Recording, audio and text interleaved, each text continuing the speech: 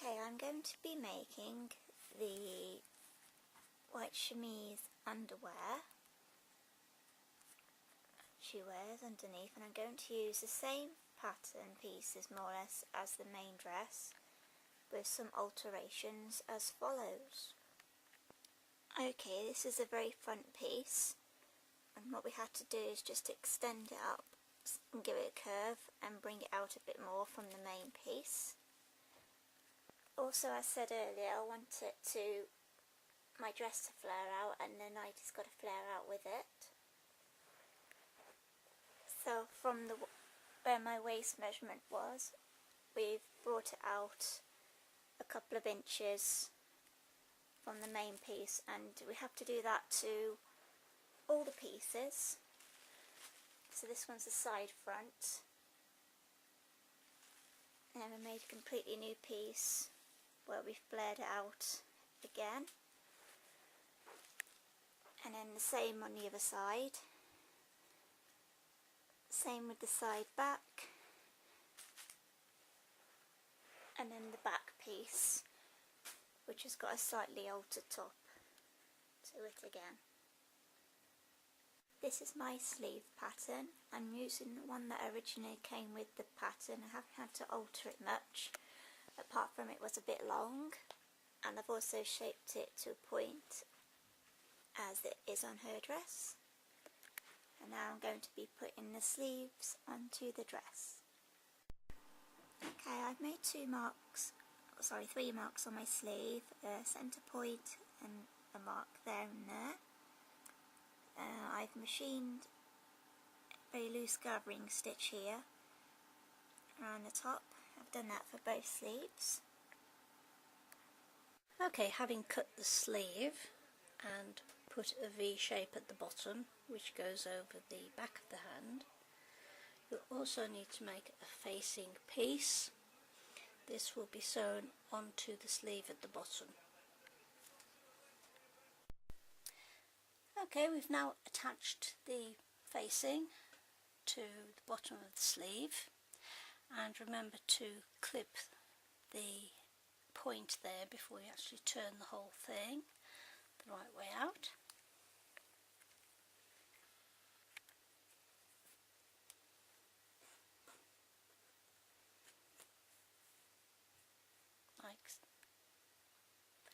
Like so, and you don't need to sew up the side, only those two edges along the bottom.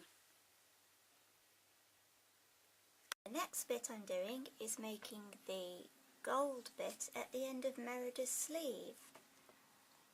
Now I've decided to do mine separately and attach it to the white inner sleeve, and I'm using a beigey goldy coloured Duchess satin for a lining, and this is my shape. For the outer layer I found this really nice patterned fabric, goldy colour, and that will be on the outside, like so. Next you need to put your lining face down on the table, and this fabric has got a good side and a bad side. You need to have the good side facing down towards the table. Now you've got your bad side facing upwards. Right, next thing to do is to sew from this point, not this point, this point, all the way down to the bottom and around, and finish at the same point on the other side, and do that for both pieces. Okay, I've now sewed down the line I was telling you about. At the corners we have to clip into them like you do on anything that has a corner. So when you need to turn it the right way out, it will just help it along that bit more. Okay, so we're now turning it inside out. Don't you mean the right way out? Yeah.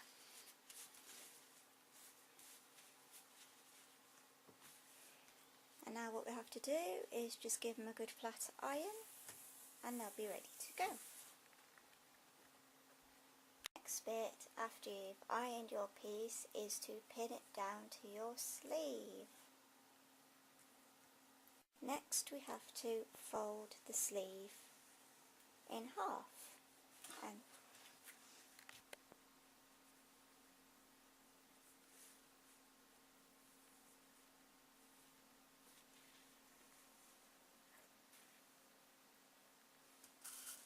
put some pins in to secure it.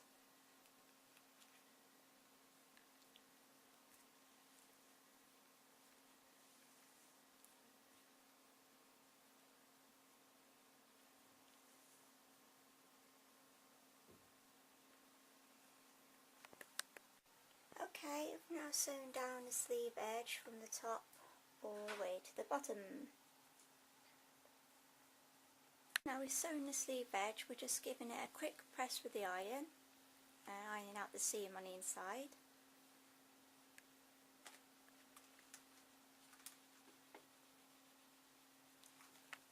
Once we've done that, we then turn the sleeve out the right way out, and this is what it should look like.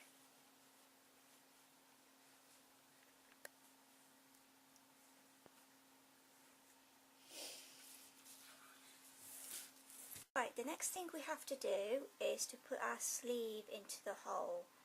And as you can see, we've got your inside seams facing out here. Now, apologies because film is a bit difficult trying to film putting sleeves in, but we'll do our best.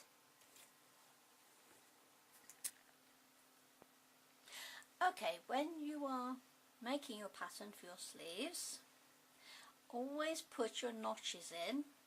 There's 2 notches to the front and 1 notch to the back, and they have to correspond with 2 notches on here and 1 notch over here. So your main garment has to be inside out, but your sleeve needs to be the right way out. So we'll tuck that inside. Are you still going? Yeah. We'll tuck that inside like so, and find the seam of your sleeve, and that matches up with the side seam. And I'll just pin that in to hold it, and on the top centre of the sleeve I've put a little mark, and this matches up with the shoulder seam, which I'll just open there, put that against that, and put a pin. Now comes the difficult part. Starting from the bottom, match up your pieces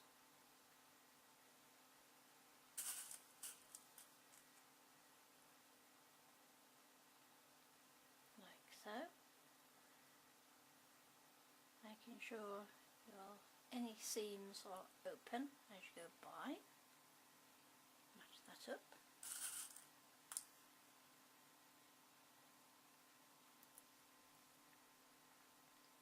Like so.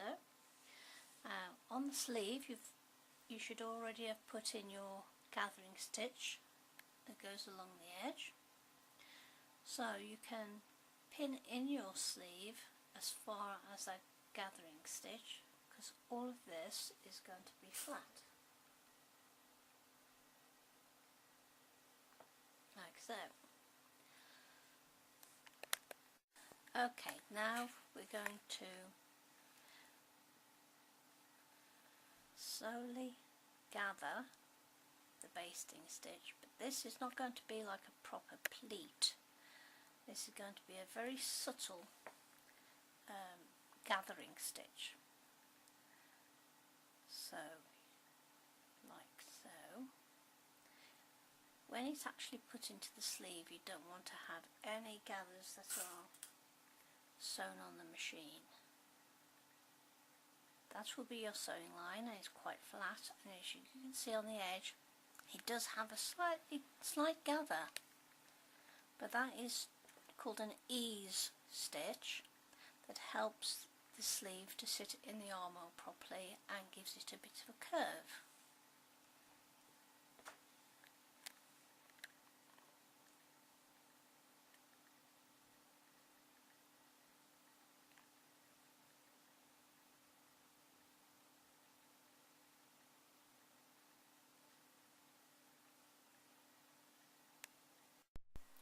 Okay, after we did that bit, I actually tapped around the whole thing to hold it still in place, and then I just went on the machine and you literally just sew, starting at the seam at the bottom, which is under your arm.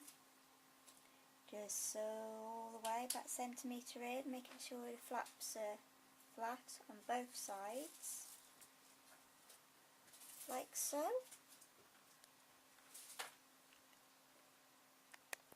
Okay, next on the inside of the sleeve near the bottom, I actually had this bit of excess fabric, so I just hand stitched that down all the way around because it was just so loose and I kept losing my hand inside that between this bit and this bit. Right, when you turn it the right way out, you should have something that looks like this at the end of your sleeve. I've just got a bit of the ivory cotton standing out there.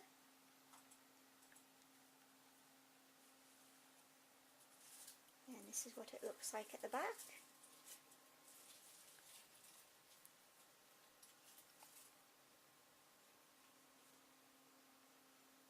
Now what I'm going to do eventually is maybe put some catching stitches there just to hold this down because it just keeps coming up a little bit. But we'll sort that out later. Okay, here I have the neck edge, and what I've decided to do is to put some piping in it, so I'm going to have a piped neck edge. Tip with anything like this doing piping is always leave a bit sticking out to start with. All I'm basically doing is putting my piping inside and then turning the edge over and just pinning it down, but making sure it's nice and tight as you go. Okay, just a quick show of the piping that I've sewn in all around the edge there and around the back, like so. Okay, the next thing I'm going to do is my back opening, and I'm going to use some Velcro. Now the best thing to do first is to try it on you and see how long your opening has got to be. I know it's going to be Velcroed, but it might help a little bit just to try it on.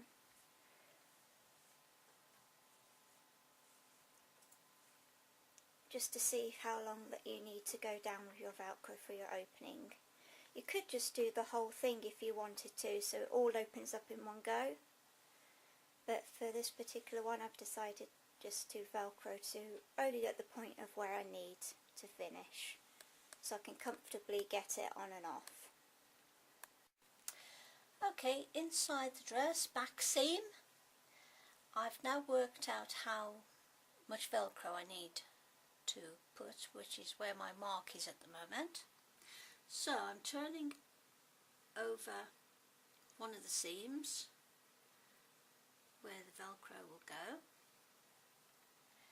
and what will happen is that the other side of the seam will overlap like so. So I need to make a seam from my mark to the bottom of the dress.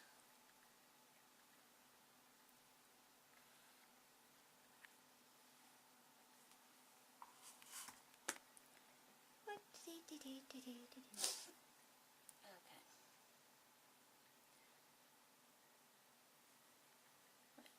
can do the next bit.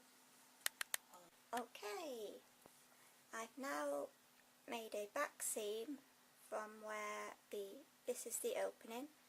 I've sewn all the way down to the bottom of my dress, and the next thing we're going to do is put the Velcro in.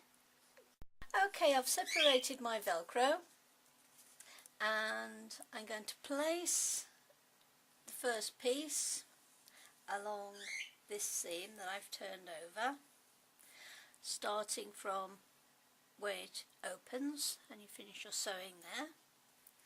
So this will be pinned, tacked and sewn all the way to the top. Okay, I've now sewn the Velcro on. I've gone all the way across the top, down the side, across the bottom, to the top. Now, you might have a little bit of trouble pinning this on, as I found, so you may end up just being very careful and doing it by hand.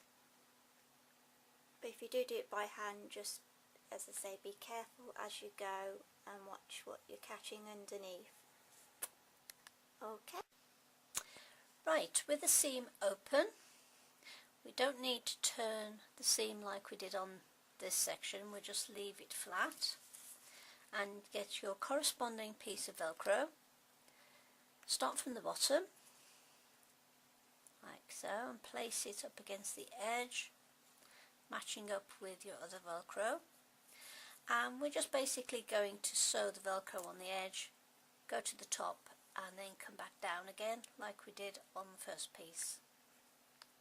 Okay, the reason why we don't need to turn a seam on this one is because when this comes over the top, it will automatically close the seam for you. So that is why we don't need to turn a seam, we just sew it right out on the edge. Okay, I've now successfully sewn on the other Velcro, and that completes the back opening. So I'll just push that onto there. That's all nicely done up, and then of course you just rip it just to open it back up again. There you go. This is the finished back seam with the Velcro closed. Right, the last thing to do is to hem up your dress. That I've gone for the overlock version. If you have the overlocking machine, like we did all the seams earlier,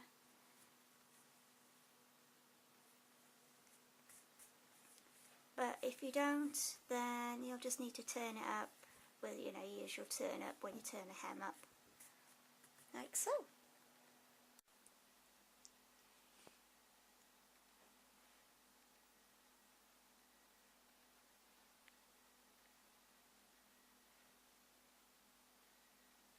Please visit my website for more written and photo tutorials at www.tracyscostumingworld.weebly.com.